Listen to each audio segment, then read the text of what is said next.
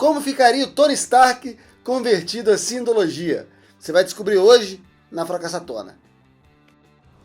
The truth is,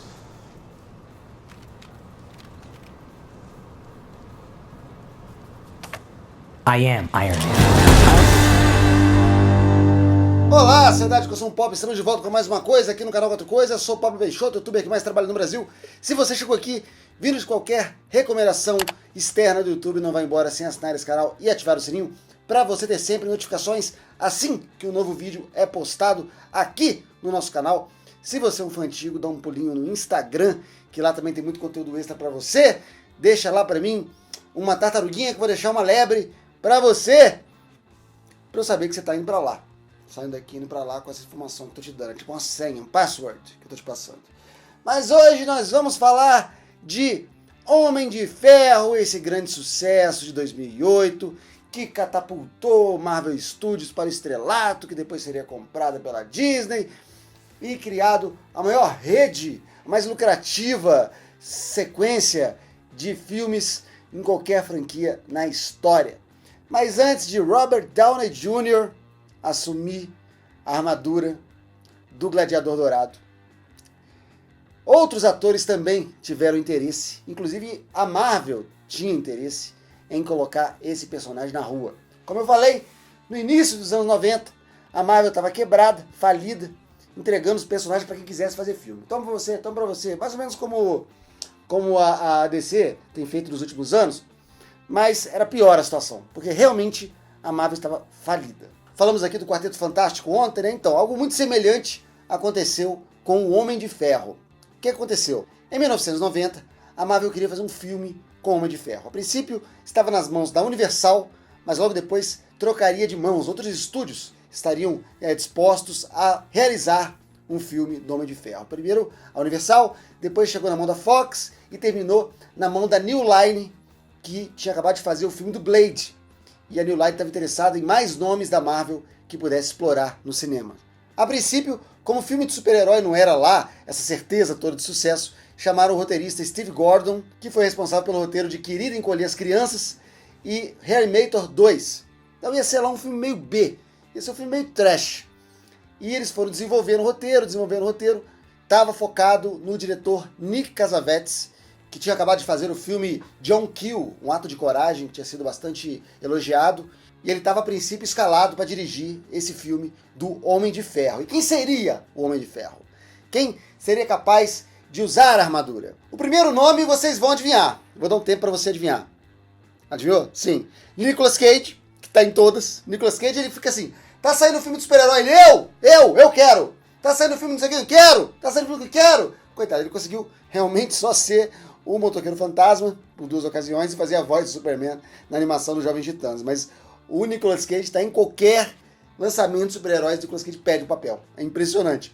Com Homem de Ferro não foi diferente, ele queria ser o Tony Stark, mas não deu certo. A partir daí pensaram em outros nomes, como Timothy Olyphant, o Clive Owen, Leonardo DiCaprio e até mesmo Hugh Jackman chegou a ser sondado para viver o Homem de Ferro. Ele já era o Wolverine nessa época. Além do Nick Cassavetes, a New Line também tinha sondado outros diretores, como Joss Whedon, que ia dirigir Vingadores mais tarde, e Quentin Tarantino. Sim, Quentin Tarantino para dirigir um filme do Homem de Ferro, estrelado pelo Tom Cruise. Olha que sinistro.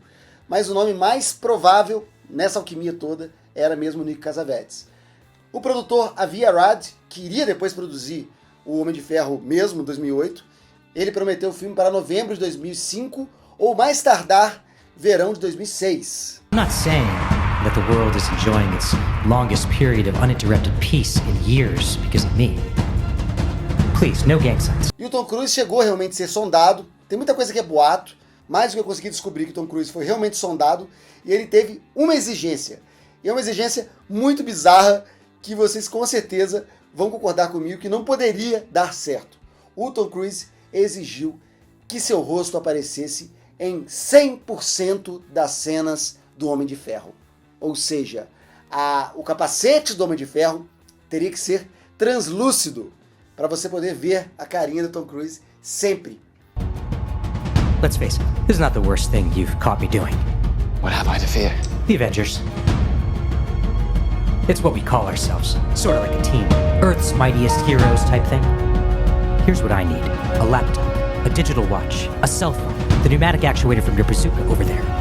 Claro que, no caso do Robert Downey Jr., eles tiveram uma ideia genial, que é colocar uma câmera dentro do capacete, pra gente poder ver a cara do ator interpretando, né? E resolveu boa parte disso. Mas a exigência do Tom Cruise era aparecer 100%. Ele queria um capacete transparente no Homem de Ferro. Você já pensou como é que ia ficar isso? Out of patience. On the roofs! You even cared you'd actually be here. I did listen, kid. We've got to coalesce, because if all we come at him with is a plucky attitude... Dude, don't call us plucky. Bom, a verdade é que o Tom Cruise começou o seu projeto Missão Impossível 3 em setembro de 2004 e precisou se afastar do projeto Homem de Ferro, recusando o projeto Homem de Ferro. Por quê? Por causa do capacete? Não. Ele tinha esse projeto do Missão Impossível, que ele achava muito mais interessante.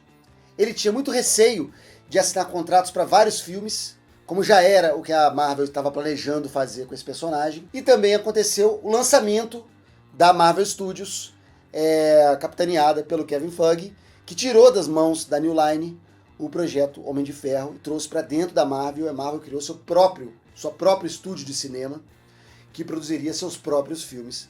Marvel Studios em parceria com distribuidoras, com a Paramount aqui, com a Universal ali, mas a Marvel Studios produziria seu próprio filme. Então, ficou cada vez mais difícil manter o Tom Cruise, porque era uma empresa começando, Marvel Studios não tinha nenhum filme, e precisava baixar muito o orçamento.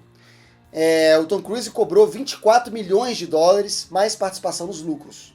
Na ponta do lápis, contratar o Tom Cruise significava não contratar a Gwyneth Paltrow, significava não contratar o Jeff Bridges, e eles não quiseram arriscar contratar um grande nome sem ter a produção toda bem trabalhada para esse filme, que acabou se tornando uma excelente escolha, porque o Robert Downey Jr. estava vindo uma fase muito ruim, era perigoso contratar o Robert Downey Jr., então ele recebeu cerca de 400 a 500 mil dólares para fazer o Tony Stark.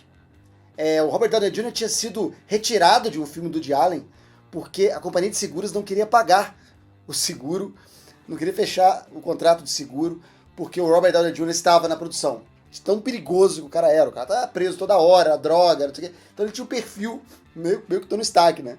E ele foi convocado para esse papel, meio que sem ter muita escolha. Ele estava fazendo o Ally McBeal na época.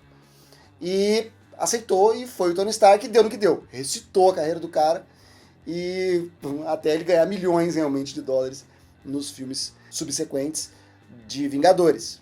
Recentemente o Tom Cruise falou do assunto, perguntaram se ele realmente estava envolvido em um projeto para o filme de Homem de Ferro antes da Marvel Studios. Ele disse que não, que nem chegou nem perto desse papel, e que ele fez elogios depois pro Robert Downey Jr., falou que o papel é a cara dele, que é ele que é o Homem de Ferro, não tem nem o que falar. Eu acho que ele fez aquela, né, fez aquele PR ali, fez relações públicas, para também não se queimar, mas várias fontes dizem que realmente o Tom Cruise esteve próximo de interpretar Tony Stark, se tivessem alguns outros detalhes estivessem de acordo, que não estavam. E você gostaria de ver esse filme Homem de Ferro, rodado em 2005, estrelado pelo Tom Cruise? Você acha que a MCU seria a mesma se no lugar de Robert Downey Jr. estivéssemos com Tom Cruise liderando os Vingadores? A Marvel teria todo esse sucesso e pressionaria a DC a correr com seus projetos, causando problemas na DC Warner? Poderíamos ter um ambiente completamente inverso? Escreve aqui embaixo, o vídeo continua com a sua participação. Eu estou indo embora, mas eu vou conversar com vocês aqui assim que esse vídeo for ao ar. E continua aí, porque vão aparecer agora vídeos antigos para você se atualizar no nosso canal. Fracassatona volta amanhã. Escreve aqui embaixo também qual filme você gostaria de entender melhor, porque nunca chegou aos cinemas. Até amanhã. Tchau. That from the ashes of captivity, never has a greater phoenix metaphor been personified in human history. It's about legacy. It's about what we choose to leave behind.